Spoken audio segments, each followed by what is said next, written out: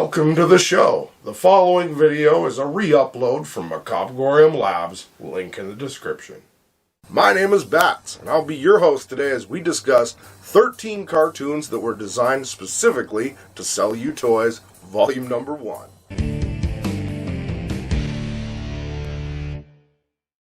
Before we get started with this video, we feel it's important to mention that there's a spoiler alert for the following continuities. Number 13. As you've probably guessed, our first entry comes in from Masters of the Universe, none other than He-Man, which premiered in September of 1983 and quickly gained viewers of 9 million people in the United States. Its primary demographic was usually boys aged 4 to 8, but it was shown that girls were also interested in He-Man. Due to this unforeseen factor, She-Ra was created by Mattel and was made specifically to sell more action figures to girls, as they realized girls needed a cool butt-kicking action figure too. Oh, Swift Twins, you're crystal clear and more beautiful than ever! Crystal Swift Twins. Number 12. With Mattel launching the Barbie toy line in 1959, several rival companies wanted to find a toy to be as successful, and thus the company Hasbro introduced the world to G.I. Joe in 1964. Don Levine from Hasbro wanted to make toys for boys modeled after everyday soldiers that served in the United States Armed Forces. In order to push this toy's appeal to young boys, G.I. Joe was specifically marketed as an action figure and not a doll. Even so, girls liked this toy line as well. Of course, nowadays, G.I. Joe is as successful as Barbie. In fact, many young girls got G.I. Joes to date their Barbies instead of Ken. Number 11. This toy line, originally known as My Pretty Ponies in 1981, My Little Ponies were originally a movie called My Little Pony, the Movie. This franchise has been redone or remade in many incarnations, including a rebranding. Surprisingly, the My Little Pony brand has managed to thrive while somewhat flying under the radar, as most of the movies and TV shows were direct-to-video releases. Also, they have diversified the ponies over the years, with dolls like the Equestrian Girls in order to keep up with the times and keeping the franchise fresh and new as well. Number 10. In the glorious year of 1991, Bluebird Toys came out with the Mighty Max toy line targeted at boys. This, of course, was after the 1989 Polly Pocket toy line marketed to girls was such a huge success. To boost popularity of the toy, they decided to come out with an action/horror TV series. The Mighty Max animated series aired from September 12, 1993 to December 2, 1994. It consisted of 2 seasons with a total of 40 episodes. The cartoon showed the character Mighty Max as a kid with a magical baseball hat that allowed him to teleport through time and space. It was developed by Mark Zaslov. Mighty Max is not alone on these adventures, as he has help from Norman, his bodyguard, and Virgil, the last living Lemurian, who becomes a mentor to Max. In the end, Norman and Virgil end up dying, and Max is left alone to defeat Skullmaster and the other previously killed enemies. Unfortunately for Max, he loses the battle, as he can't defeat them alone. Instead of ending the series on this note, they decided to have Max go back in time to the beginning of the events in episode 1. As frequent watchers of our show have probably already figured out, this opens a time paradox. One where Max finds a letter from Virgil and remembers everything that happened, and decides to make sure that when the battle takes place again, he will win and Norman and Virgil will live. Unfortunately, when the series does end, it is done so that we never really know if Max succeeds in defeating Skullmaster. They left that to our imaginations. Number 9.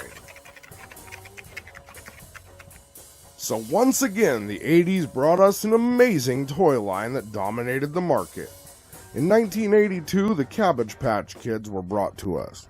For those of you that don't know the story of these kids, they came from a special cabbage patch where bunny bees used their rabbit ears to pollinate cabbages with magical crystals.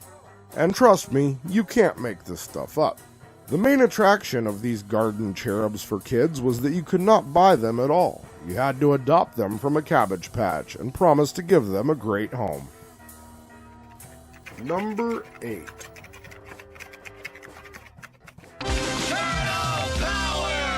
Turtle power indeed, boys. Turtle power indeed. The original Teenage Mutant Ninja Turtles comic books were considered too violent for kids by Playmates, so they focused on a younger demographic. They got a television deal and made a series that did eventually move away from the comic book storylines. This process made the action figure toy line a favorite amongst boys and girls, even if the show was specifically made just to sell toys. And that's why here at the labs we have one curio cabinet specifically dedicated to housing our turtle friends. Number 7. Most human beings that were kids in the 1980s and 1990s had a Care Bear or a Care Bear cousin plush toy. They were always sweet and nice and taught kids about the Care Bear stare and compromise. This has spawned several cartoons and movies. The Care Bears were created by Elena Kukarik for the American Greeting Card Company in 1981, which is a company we will talk about again in the future and have talked about in the past. Due to this success, the Parker Brothers and Kinner Company decided to come out with the plush toys. Once the Care Bear toys hit the market, kids instantly fell in love with the bears and cousins. With all the movies and TV shows, the Care Bears continue to delight kids young and old. But this also has a lot of merchandise that parents can buy. Number 6.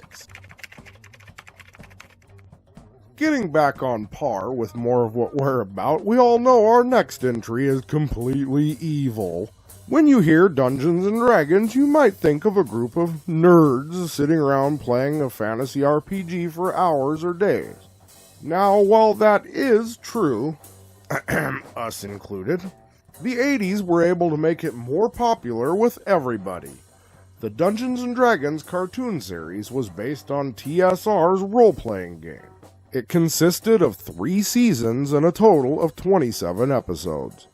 In 1980s Hollywood, this seemed like a no-brainer to make money, but the cartoon involved the characters being sucked into the world of Dungeons & Dragons and their attempts to get back home. This would spawn a toy line for younger kids to be able to play with and imagine their own magical journeys. Plus, it could just as easily translate to playing the original tabletop RPG as they got older. Number 5.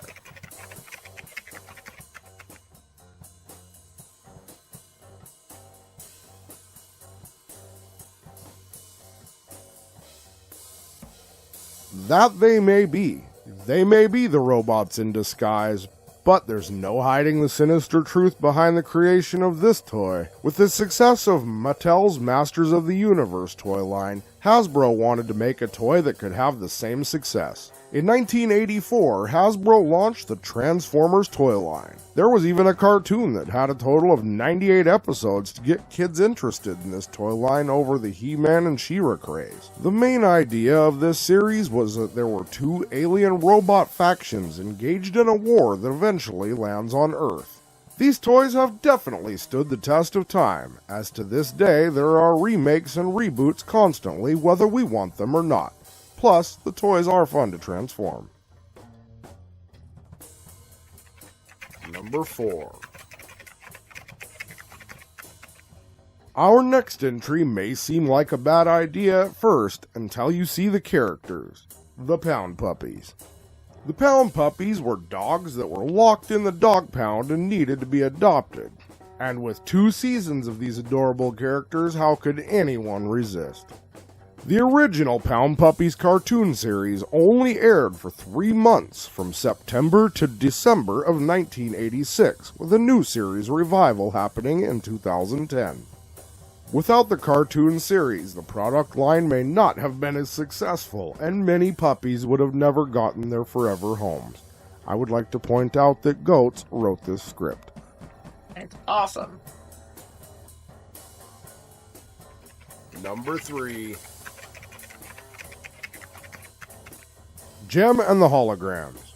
Jem was a cartoon that ran from October 6, 1985 to May 2nd, 1988, and was created by the Hasbro company after the success of G.I. Joe and the Transformers toy lines.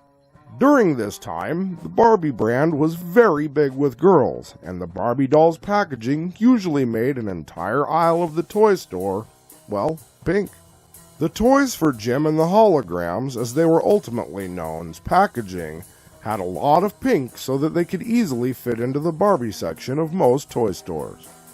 In what we here at the labs consider to be a facepalm move, Mattel came out with Barbie and the Rockers in response to the Jem and the Holograms merchandise, as they needed to compete with Hasbro.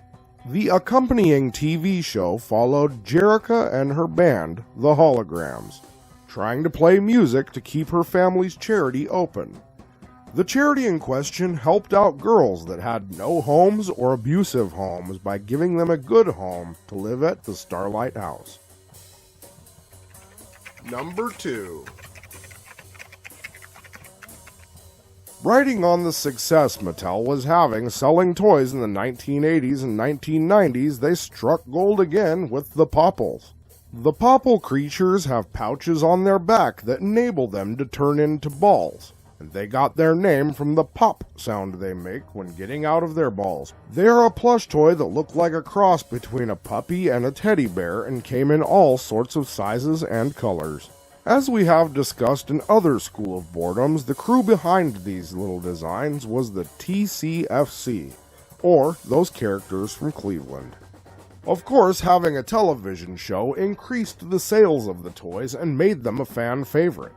The television show also gave us a tale about these cute toys that had them living with human siblings, Billy and Bonnie Wagner. Billy and Bonnie think that they are the only ones with Popples. However, over the course of the cartoon, they meet new neighbors Mike and Penny who also have Popples. The main focus of the series is that the kids had to keep the Popples a secret from the adults, which resulted in many hilarious situations. And number 1. Some people call them bargain bin Transformers. I call them the original. Next up is GoBots. We have all heard of the Masters of the Universe and Transformers toy lines, but there was another toy that was about to break in, with Tonka producing the GoBots. As previously mentioned, a lot of people think that the GoBots were a ripoff of Transformers, since the stories are very similar. However, GoBots were actually around a year before Transformers even hit the market. The GoBots animated series first aired on September 15, 1985, and had a total run of 64 episodes. And with that, we've reached the end of our video. We hope you had a good time checking out these 13 examples of cartoons that were specifically designed to sell you toys, Volume 1.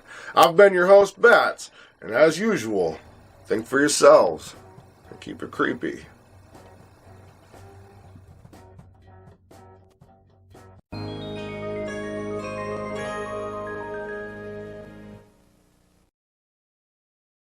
Hey, thanks for checking out our video. If you enjoyed this one and would like to see more of our weird, creepy, odd, eccentric, or strange content as soon as it comes out, please feel free to click like, subscribe, and turn on notifications for more. We'll see you later. Keep it creepy.